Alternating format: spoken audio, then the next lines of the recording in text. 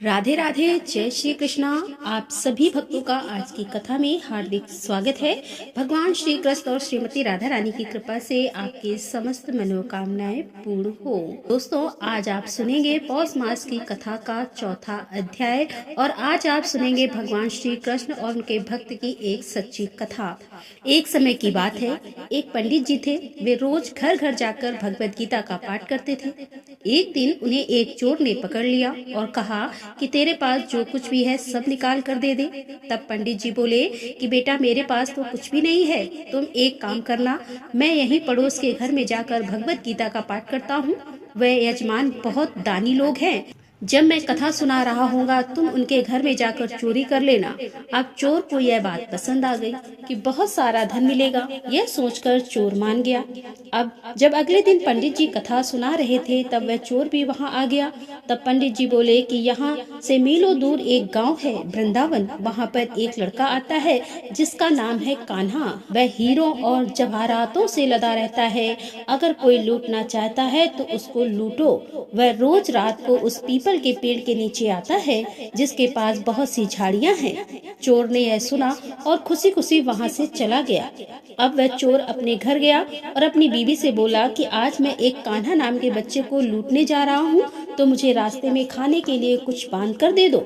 पत्नी ने कुछ सत्तू उसको दे दिया और कहा कि बस यही है जो कुछ भी है। चोर वहां से यह संकल्प लेकर चला कि आज तो मैं उस कान्हा को लूट कर ही आऊंगा। और वह पैदल ही पैदल टूटे हुए चप्पलों से ही निकल पड़ा। रास्ते में कान्हा कान्हा का नाम लेते हुए वह अगले दिन शाम को वहां पहुंचा जो जगह उस पंडित ने बताई थी। अब वहां पहुंचकर उसने सोचा कि अगर मैं यही सामने खड़ा हो गया तो बच्चा तो मुझे देखकर ही भाग जाएगा, तो मेरा यहाँ आना बेकार हो जाएगा। इसीलिए उसने सोचा कि क्यों ना पास वाली झाड़ियों में ही छिप जाऊं। अब वह जैसे ही झाड़ियों में घुसा, झाड़ियों के कांटे उसे चुभने लगे। उस समय उसके मुंह से एक ही आवाज आई, कान्हा कान्हा। उसका शरीर लहूलुहान हो गया, पर मुंह से सिर्फ यही निकला, कान्हा आ जाओ, कान्हा आ जाओ।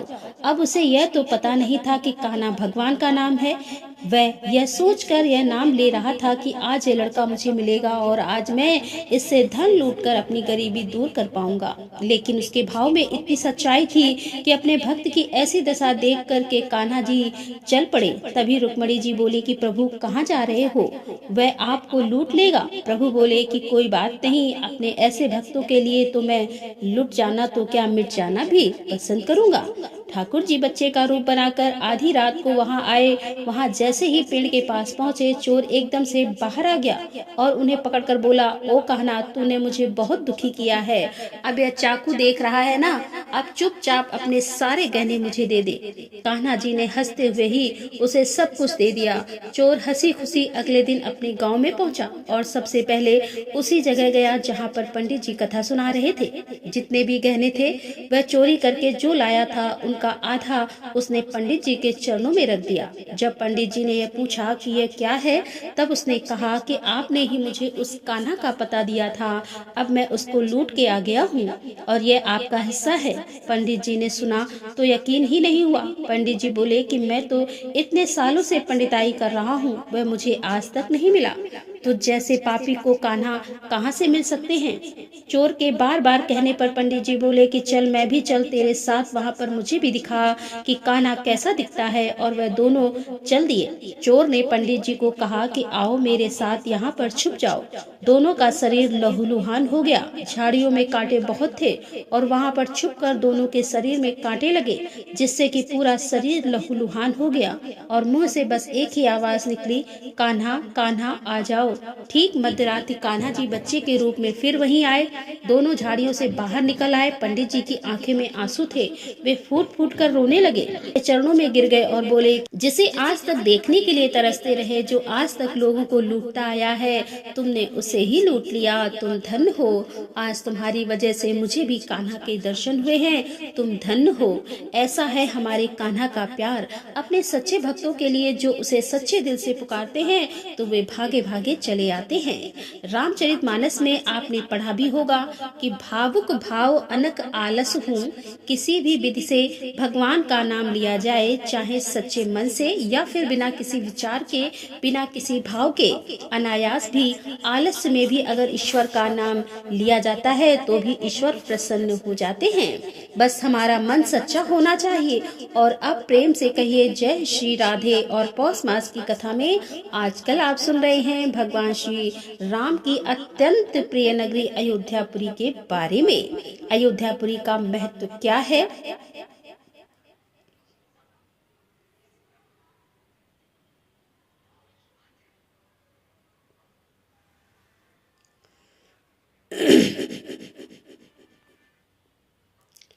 और अयोध्यापुरी में जो तीर्थ स्थल है वह कब स्थापित हुए, किस प्रकार से स्थापित हुए, इनके संबंध में जितनी भी पौराणिक कथाएं हैं वह सभी पौराणिक और अत्यंत ज्ञानवर्धक रोचक कथाएं पौष मास की कथा के माध्यम से आप लोग सुन रहे हैं। यहाँ मैं एक चीज जरूर कहना चाहूंगी कि ईश्वर का धन्यवाद करना चाहूंगी कि आप सब लोग जो मुझसे जुड़े हुए हैं और प्रतिदिन ये कथाएं सुनते हैं, वीडियो को लाइक करते हैं, इतने प्यारे प्यारे कमेंट्स करते हैं, जिसकी वजह से मेरा भी उत्साह बढ़ता है और इस कथा को मैं आप तक पहुंचा पा रही हूं। तो इसके सब के लिए जितना धन्यवाद मैं ईश्वर को करती हूं, उतना ही आप सबको भी कर रही हूं। और अब आप लोगों का और समय ना लेते हुए आज की कथा प्रारंभ करती हूं। और जिन भक्तों ने इससे पहले की कथाएं नहीं सुनी है, आज की कथा को सुनने के बाद पहले की कथा भी जरूर सुन लीजिए। इससे आपको आज की कथा समझने में आसानी होगी। कल की कथा में आपने सुना जब चंद्रमा ने भगवान की एक अर्चा विग्रह की स्थापना की और उस अर्चा कम अपने और भगवान के नाम पर एक साथ मिलाकर रखा, जिसका नाम हुआ इंद्रहरि। तो चंद्रहरि के स्थान से अग्निकोण में भगवान धर्महरि के नाम से विराजमान हैं, जो कलयुग के समस्त पापों का नाश करने वाले हैं। प्राचीन काल में वेद और वेदांग के तत्व ज्ञान में तत्पर धर्म नाम का एक ब्राह्मण तीर्थ यात्रा करने की इच्छा से अयोध्यापुरी में आए और बड़ी श्रद्धा के साथ यहाँ के प्रत्येक तीर्थ में घूमते रहे। अयोध्या का अनुपम महात्म्य देखकर उन्हें बड़ा आश्चर्य हुआ और उन्होंने बड़े हर्ष के साथ यह उद्गार प्रकट किया, अहो अयोध्या के समान दूसरी कोई पुरी नहीं दिखाई देती, जहाँ साक्षात भगवान विष्णु निवास करते हैं, उसकी किससे उपमा हो सकती है। अहो यहाँ के सब तीर्थ भगवान विष्णु। ऐसा कहकर ब्राह्मण ने आनंद में मग्न होकर बहुत नृत्य किया। अयोध्या का विशेष महात्म्य देखकर जब धर्म नृत्य कर रहे थे, उस समय पीताम्बरधारी भगवान विष्णु उन पर कृपा करके प्रकट हुए। धर्म ने भगवान को प्रणाम करके आदर पूर्वक उनका स्तवन किया। धर्म बोले, क्षीर सागर में निवास करने वाले आपको नमस्कार है, शेष नाग की सैया पर शयन करने वाले श्री हरि को नमस्कार है, और भगवान शंकर जिनके दिव्य चरण बिंदु का स्पर्श करते हैं, उन भगवान विष्णु को नमस्कार है। जिनके उत्तम चरण भक्ति भाव से पूजित हैं, उन भगवान को नमस्कार है। ब्रह्मा आदि के प्रियतम आप श्री नारायण को नमस्कार है। शुभ अंग तथा सुंदर नेत्रों वाले भगवान लक्ष्मीपति को बार बार नमस्कार है। जिनके चरण कमल के समान सुंदर हैं, उन भगवान को नमस्कार है। और जिनकी नाभि से कमल प्रकट हुआ है, उन मधुसूदन को नमस्कार है। क्षीर सागर की उतार तरंगे जिनके श्री अंगों का स्पर्श करती रहती हैं, उन सारंग धनुषधारी भगवान विष्णु को नमस्कार है। योग निद्रा का आश्रय लेने वाले भगवान को नमस्कार है। गरुड़ की पीठ पर बैठने वाले भगवान गोविंद देव को बार बार नमस्कार है। जिनके केस नाचिका तथा ललाट पर सब सुंदर है, उन भगवान चक्रपाणी को नमस्कार है। सुंदर वस्त्र तथा मनोहर श्याम वर्ण वाले भगवान श्रीधर को बार बार नमस्कार है। और सुंदर भुजाओं वाले आप श्री हरि को नमस्कार है। मनोहर जंघा वाले आपको नमस्कार है। सुंदर वस्त्र, सुंदर दिव्य भेष और सुंदर विद्या वाले आप भगवान गदाधर को नमस्कार है। शांत स्वरूप वामन रूपधारी केशव को बार बार नमस्कार है।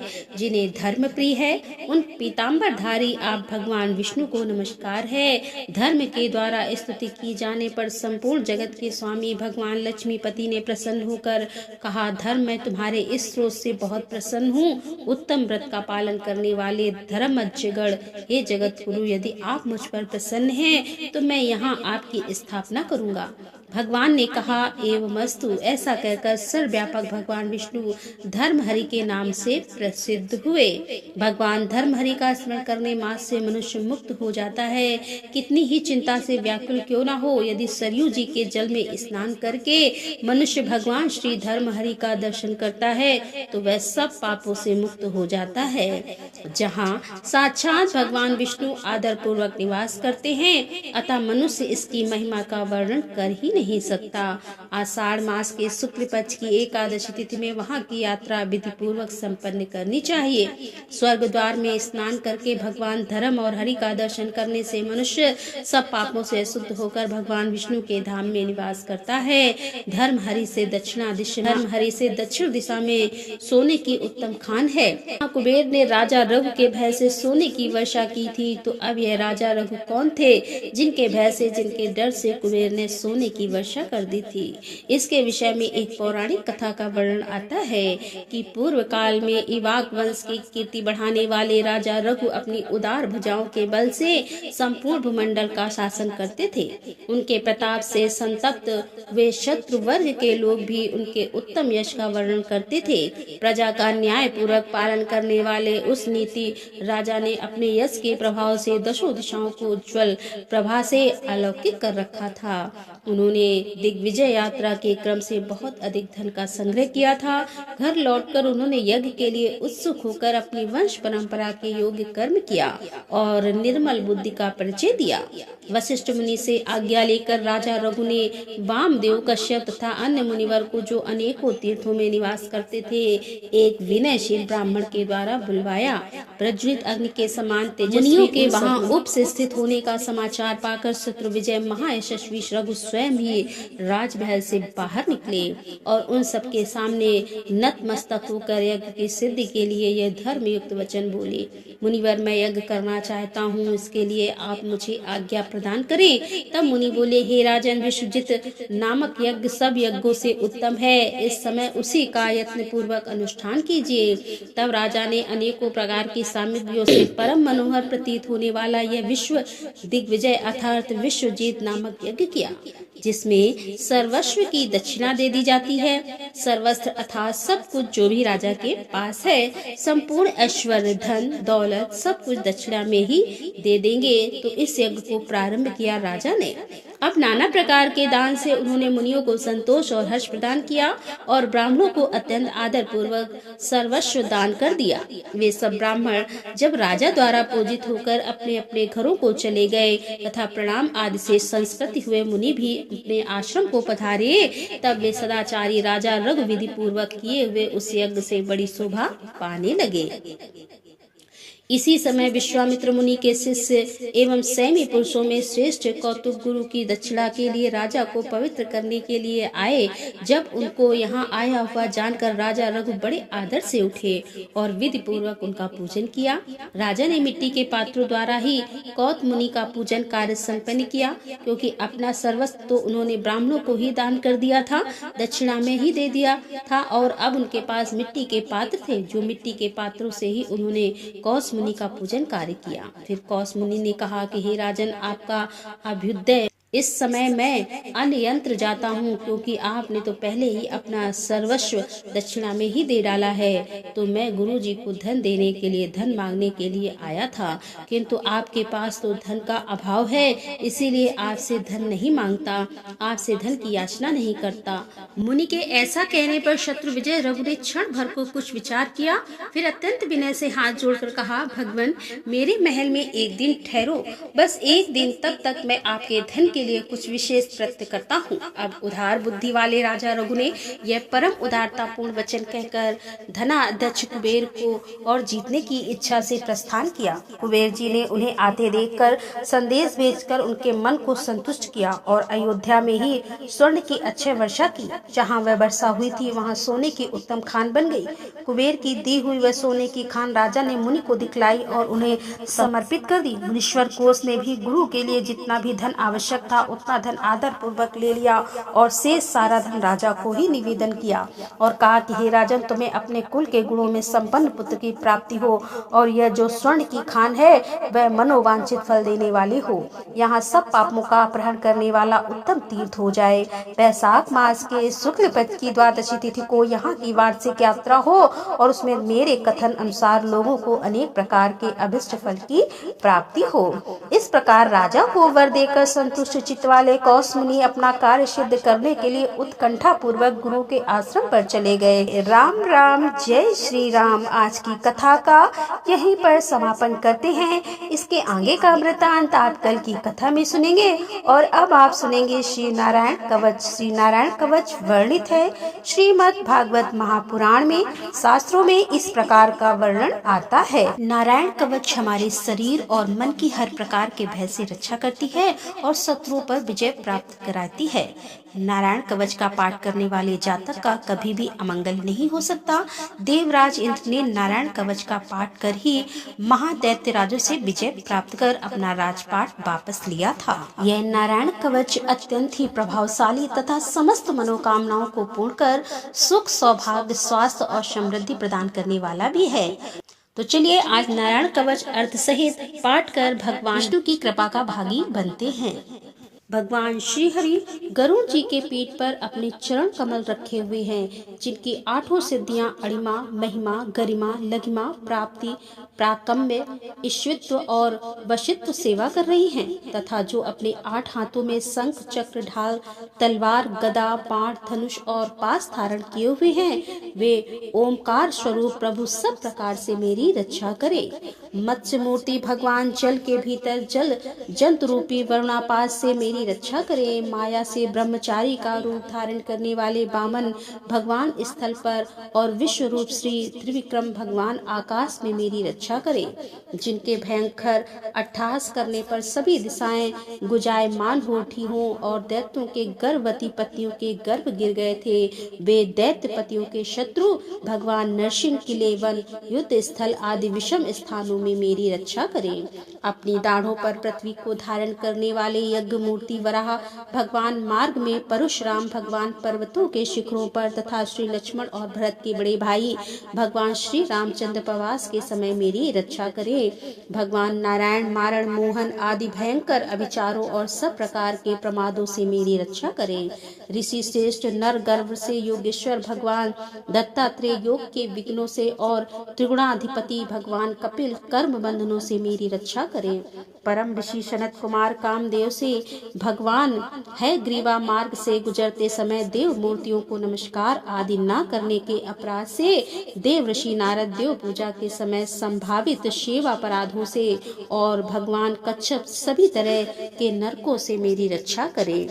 भगवान धन्वंतरी कुपथ्य अर्थात स्वास्थ्य को हानि पहुंचाने वाले आहार से जितेंद्रीय भगवान ऋषभ देव सुख दुख आदि भयानक द्वंद्वों से यज्ञ भगवान लोकापवाद से भगवान बलराम मनुष्यों के द्वारा दिए गए कष्टों से और श्री शेष जी क्रोध वश नामक सर्पों के गढ़ से मेरी रक्षा करे।